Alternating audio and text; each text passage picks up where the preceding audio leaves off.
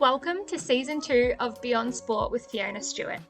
In this podcast, we chat with athletes, coaches, and industry professionals at all levels of sport about the benefits that being involved in sport has provided them outside of just the performance side of things. I'm your host, Fiona. I've always wanted to delve deeper into the physical, social, and mental benefits being involved in sport has provided people. This is a completely independent podcast that has been created to share the journey and lessons of top-level sporting professionals, but also your everyday lover of sport. If you like this podcast, I'd really appreciate if you could leave a review and share it with someone who you think would also enjoy it. Make sure you hit subscribe on Apple Podcasts or follow on Spotify so you don't miss the release of each new episode. You can also find us on Facebook and Instagram at Beyond Sport with Fiona Stewart. Let's get into today's episode.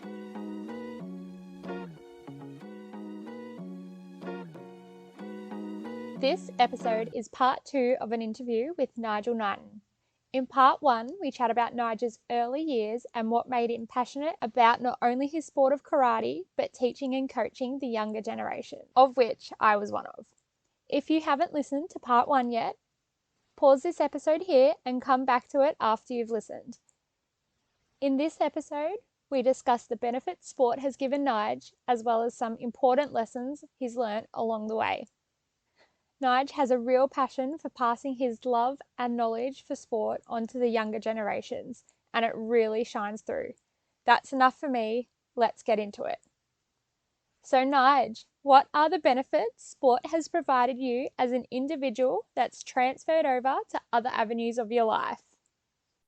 Oh, okay. That's a good question, because I think sport mirrors life to a degree. Mm-hmm. And I remember sitting down and having this discussion with some of the instructors that I work with about like karate specifically, where I go, there's all of those things where you go, there's a respect and there's a confidence. And the confidence is not like, look at my biceps. It's an inner confidence that you get. Certainly being able to focus and concentrate for a period of time. So if you're in a sport, it's especially it's karate, but it's also other sports. If you lose that focus for a second, then ankle break and someone takes it, to the basket in basketball, or in my sport, I get kicked in my face. So you have to be able to stay focused. It's kept me fit. I'm still reasonably flexible. For me now, though, and it always has been. It's an out, so it's a bit of a. You probably get the same thing with swimming. That it's almost a meditation. So yeah. Not that I sit there and go, I still have to stay focused, but I forget about everything else. And so when I'm training now, that's just me. It's like a yoga session. It's literally like a yoga session. So it's just a meditation, and then I finish. Sometimes I couldn't be bothered. So for me, it's like a massive stress relief. Mm-hmm. It's good punching and kicking things, so it's very cathartic in that way. But I'd say probably even now, that's why I keep at it. So, there's not a whole lot of people that are still training that I started with years ago. So there's a couple that sort of come later that are still there as instructors. And of course, my instructor, that's been his life. And so I've picked up that passion.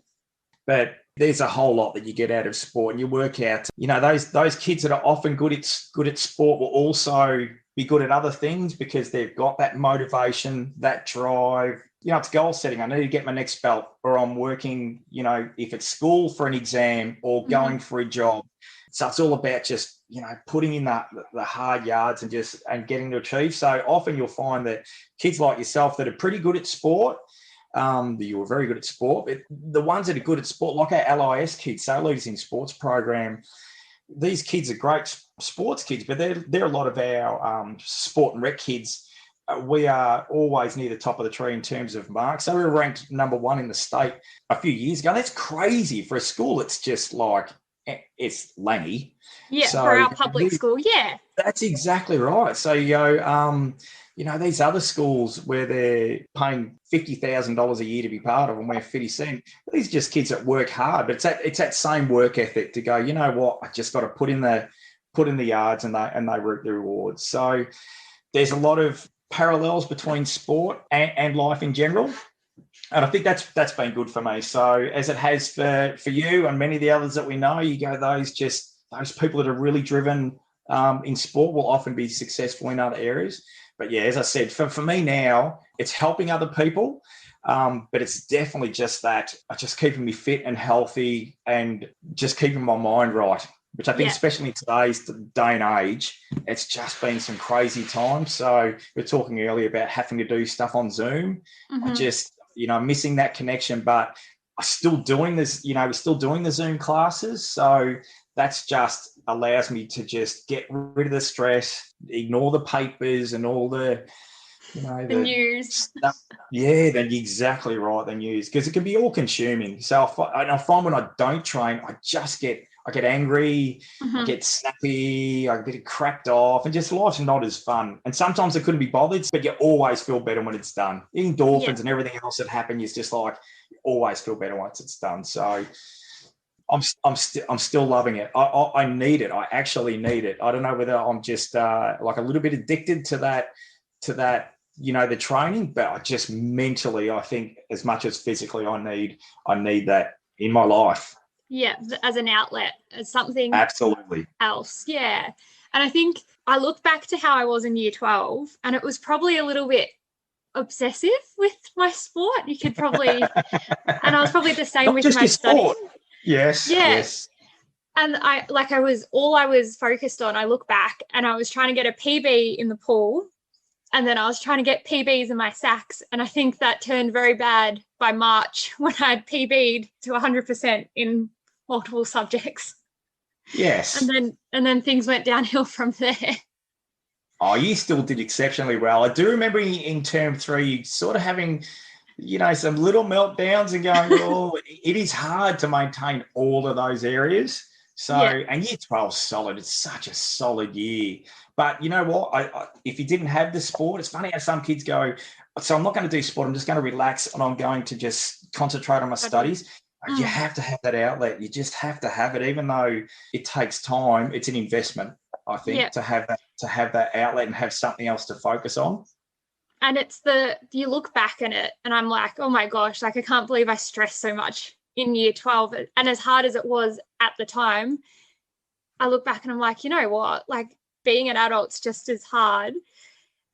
But I look back and I'm like, you know what? I can cope now. And if I coped in that year, I can cope now with this going on and that going on and running a swim school and buying a house and looking after a puppy. And I look back at that time doing both of those things and I'm like, you know what? This is easy. I can do this. And even that as a lesson has been huge for me.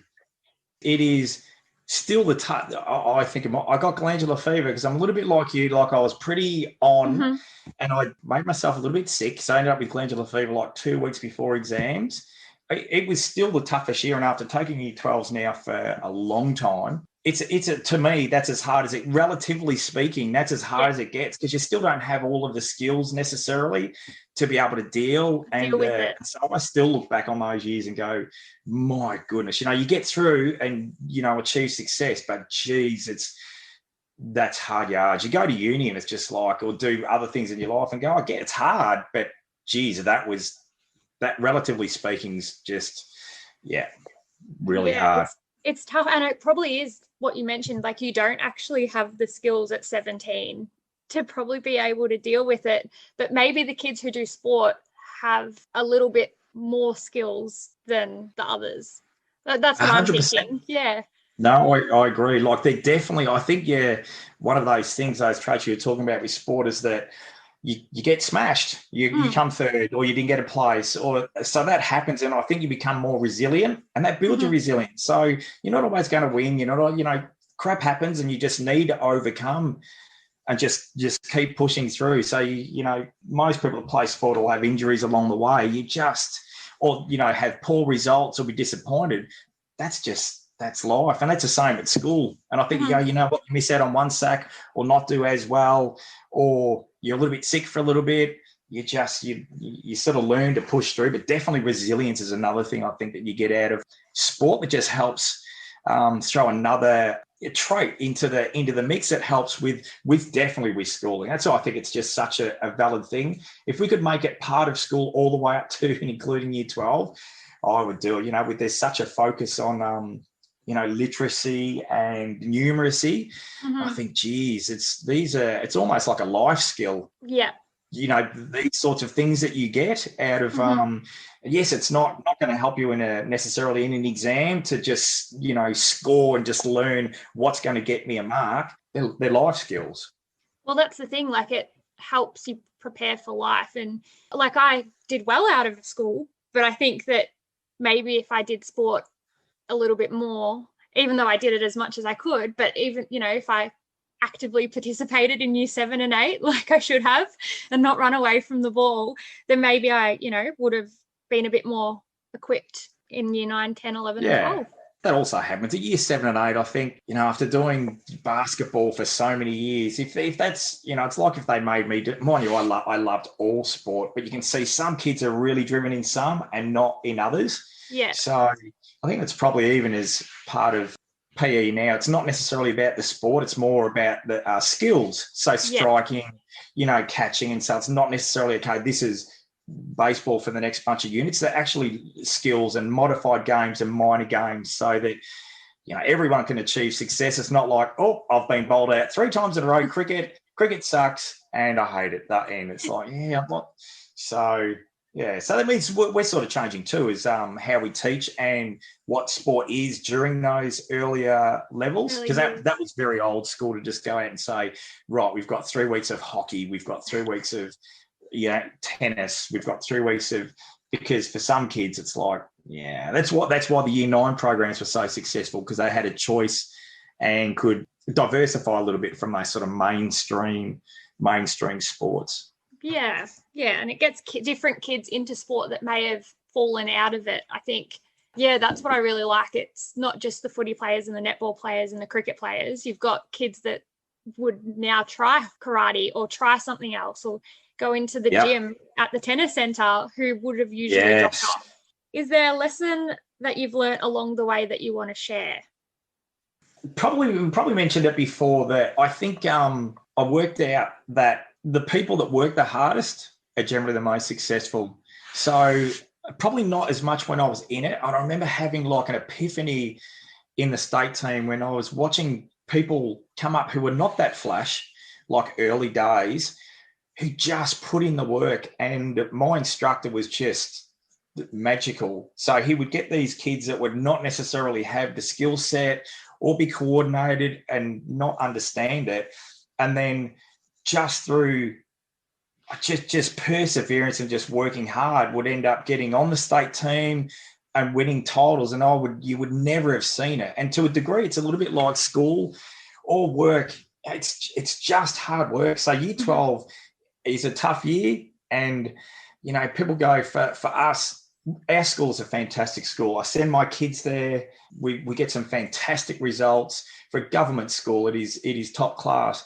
But compared to some of the other schools where you get more sort of academic book smart, not necessarily life smart kids, we still get some great results. If kids put in the work, then they're going to reap the benefits. And for sport, that was just, I look at it.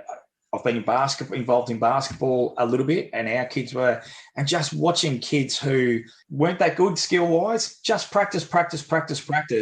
I've seen it like so many times. It's crazy that they've just put in the hard work. They were passionate about it, trained all of the time, and now playing, high rep levels. Yeah, that was just one of the things. I think just that whole idea of just putting in the work and just being committed and believing that, it's sounding a little bit cliche now, but just thinking, that's my goal and I can get there with hard work. So even if you don't necessarily have the skill set, it all comes. That's the biggest attribute, I think, for me, is whether it's school, it's just people just putting in the work. If you're putting in the work, I just think generally it's a matter of time. Some people will get there easier, and they will have, whether it's school or whether it's sport, they'll have a skill set or be more coordinated. But I think for most, the hard work, whether that's sport, whatever you want in life, if you put in the yards, you're going to reap the rewards. For a lot of people, once it gets hard, it's like, you know what? That's a bit hard. I think I'm just going to put the books down, or, you know what? I'm not going to go to that training session because I'm feeling a bit tired, sleepy. So, yeah, I'd say that's probably the main one. That's one that, and even now I see it, I just go, I made that realization at the right time. So I thought, I'm just going to work my bum off, because I saw people coming through and I thought, I want this. I want to get a state title. I want a state tracksuit. I want to get on the team. And so I just jumped on and just went flat knackered, just knowing that if I worked hard enough, I'd get there. That was what I thought. If I put in the work, I'm going to get there. I'm sure it did. And I think most people go through, whether that be life or sport, have all had that thing where they go, you know what, you have to be focused, committed, and just work hard. Yeah. And do you think having to work hard and maybe being a little bit less talented, but having to do that little bit of extra work to get there makes you appreciate it more? Oh, I would say definitely yes. So I think sometimes if it's, looking at competitors or sports people that have found it quite easy when they've got all the skill set, might not have maybe the same work ethic, might not have copped the knocks or you didn't make it into this team, but try again next year. Sometimes if it's too easy, bless, it was never easy for me, then you're blessed and you're lucky. And I don't know whether you would be, I just don't know. From personal experience, it was harder work, and so it meant so much more to me. I think that some other guys that were on the team that were just absolutely awesome and were just born good, I've got no doubt that for me, I was like, they knew they were getting on the team and it was never an issue. Whereas for me, it was like, oh, geez, I hope I can get in, just have to work. And then it happens and you go, and the same as school, you put in the hard yards and think, some kids are really smart and go, yeah, look, I was a bit disappointed. I was heading for 98, but I only got a 96. But the kid that's just busted his, bum trying to get it done, or her bum trying to get it done, and said, I was hoping for a 60, but I got a 65, and they've got into what they want to. I've got no doubt that they would, that they'd have to appreciate it a little bit more, I think. Well, probably like in a few years in reflection, I remember I'm definitely not that academically book smart, not naturally anyway, but I remember working super, super hard to get the score that I did. And although it was lower than what my sister got and what Todd has gotten, other than Todd worked exceptionally hard, but correct. And they're smart cookies. So yeah, but I worked just as hard. Well, I probably worked harder than poor Rach. She'd probably admit that I worked harder, but she's just naturally smarter, so she did better. Yeah, and it happens. And that's sport as well. You go, some people just go, they're just gifted and they're talented, and you go, But for most of us, it doesn't happen that way. You're blessed if it does happen. So, but it makes you appreciate like how hard you work and what result you got for that hard work. And you're like, oh yeah, you're like, probably wouldn't have gotten anywhere near that if I didn't put in the yards. So yeah, makes you look back happy. Yep, 100%. Now, you've mentioned a fair few things that you've been involved in, whether it's been teaching or coaching as well as your karate. There's been heaps. So has there been a specific project where you've used sport as a tool to develop the community?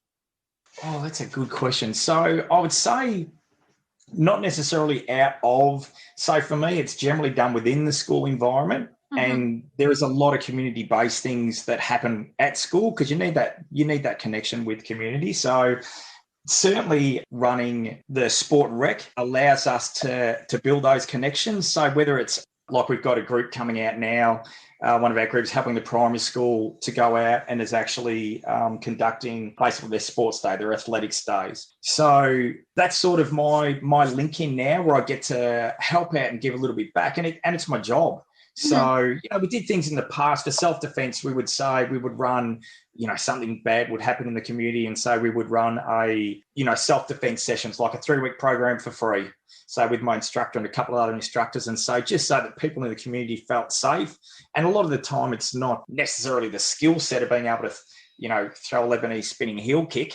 It is just, how you conduct yourself and awareness and being able to handle the situation if that arises. So we used to do that quite a lot, not so much now. And that was really good. So you'd have some people, we had a whole bunch of instances where people would come in and go, this happened to me the other day and that happened to me the other day. And I was able to do this or say this. But I think for me now, school really lends itself to that. So that's the avenue that we get to do a lot for the community, whether it's the Red Shield appeal. Certainly our sports days are massive. And then we get kids that, for now, our coaching, our Cert 3. So we've now got where we had sort of smaller classes back when you were doing it a few years ago now. We've got 110 kids doing this year 11 and 12 sport and rec. So it's enormous. And so a lot of these kids get into coaching, and that's sort of my thing now, is just helping to build these kids so they can go out, as you are doing, and have an impact. And there are so many kids doing so many different things. So we've got kids doing swimming teaching, kids that, get into gyms, kids getting into their own businesses, kids that work at AFL clubs, doing admin, people that are into strength and conditioning. It's awesome. So, the whole school thing sort of lends itself to that community feel and the things that we do out in the community. I think it's a really special thing, and maybe even more impactful, that if you've got, hundreds of kids each year, that you're assisting that. Like, imagine your little web of kids that are, doing the work for you almost. Like, you're putting all the ideas and filling it up in their heads and teaching them, and you've got all these little minions running around the community. 100%. And like you, Fiona, I think these kids often are just a step. They just take it to another level. So you go, I probably wouldn't be doing podcasts. It was not in my comfort zone. And so some of the things that people do are just fantastic. And I go, that's, you plant the seed and you do a little bit, and then it just like, you're hearing it. And that's the whole social media, other than the crap that gets spun on it sometimes, it's good to be able to see what people are doing and go, oh, wow, that is awesome. And whenever I see someone somewhere in the industry, go, oh, that's a little tick. You just get that little warm feeling, go, oh, that's awesome. That just means that, because if they hated it and it sucked and it was bad, they're not going to go, oh, yeah, I'm going to head down this path. They're going to be doing something different. So you sort of feel, well, I've had a little bit of an impact. Yeah, as you say, wide ranging. So you'll find out someone else is doing, now running a, netball club in South Australia, or someone's gone overseas is doing strength and conditioning with a, cricket. We get some fantastic stuff. But a little bit like you, Fiona. It's that sort of deal where you go, oh, that's awesome that people are just an avenue and just something in their lives to be focused on. Yeah, and it's probably like, I know I feel it when I see kids that I taught when I was 16 years old, or, back in my early days of swim teaching, and now I run the swim school, but I look back and I'm like, oh my gosh, like this kid's still swimming and now they want to be a swim teacher. And I'm like, oh, yes, I was maybe that teacher like you were to me, to help them discover that passion. And it's pretty special. It's a special feeling. Awesome.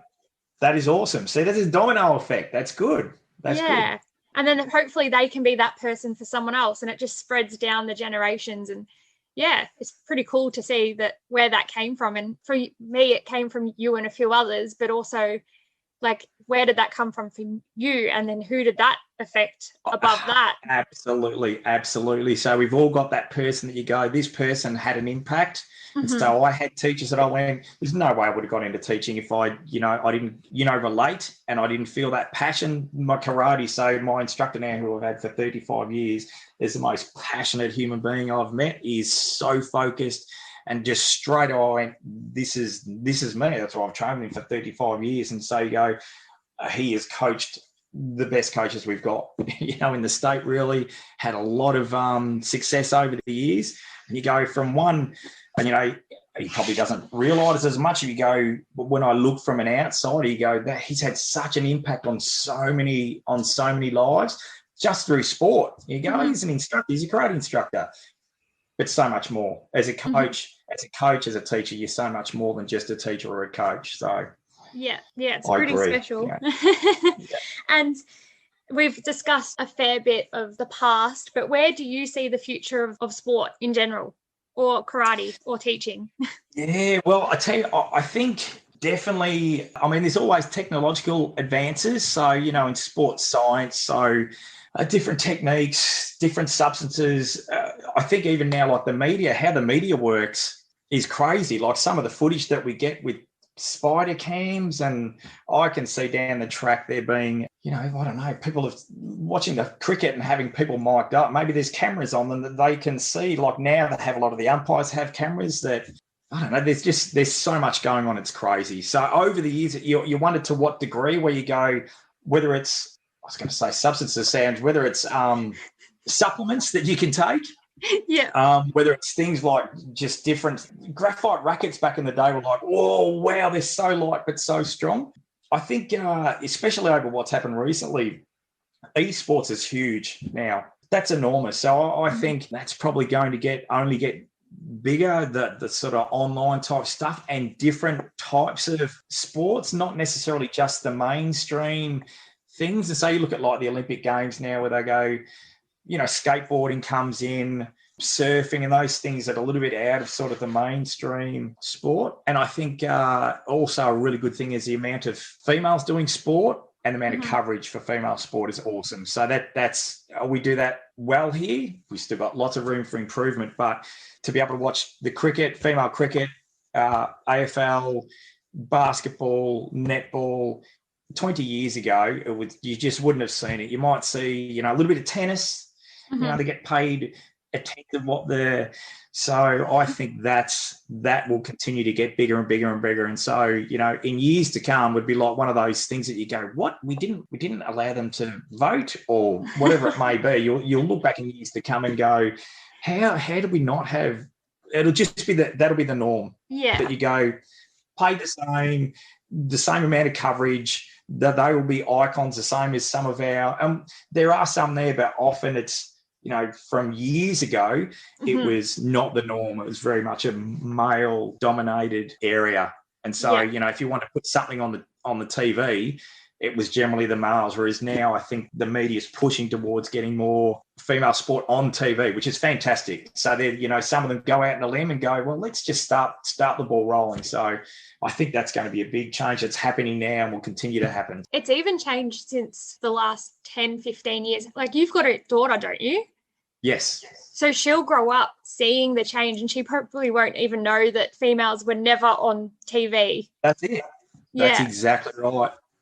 When you go you might have watched a bit of tennis or, when the Olympics was on, you'd watch our swimmers and all of a sudden you're barracking oh, no, you should be watching girls footy going, what? They never had, do girls not play footy? I don't understand. How does that not? And it's on primetime Channel 7. Like last night it was actually on Channel 7. And I think that they were playing at Casey Fields, which is 7 kilometres away. Yes. Yeah. It's just crazy. So I think that's going to be a big cultural change. And I think we're pretty good in that space in Australia. We do quite, there's a long way to go, but I think down the track, that'll be one of those things that you'll go, what do you mean there was never, what? Did the girls not play cricket? I don't understand. We just clap. It's well done. Just clap the boys. I don't. Yeah. So I think you're right. In years to come, it'll be mainstream. That's what I think anyway, which would be a good thing. So. Yeah, and I think it's certainly exciting to see how far it's come, even in the last 10 years, and how far, it's got a little bit away. But if you think about it, it was only, 60 years ago that we couldn't vote. Is that right? Yeah.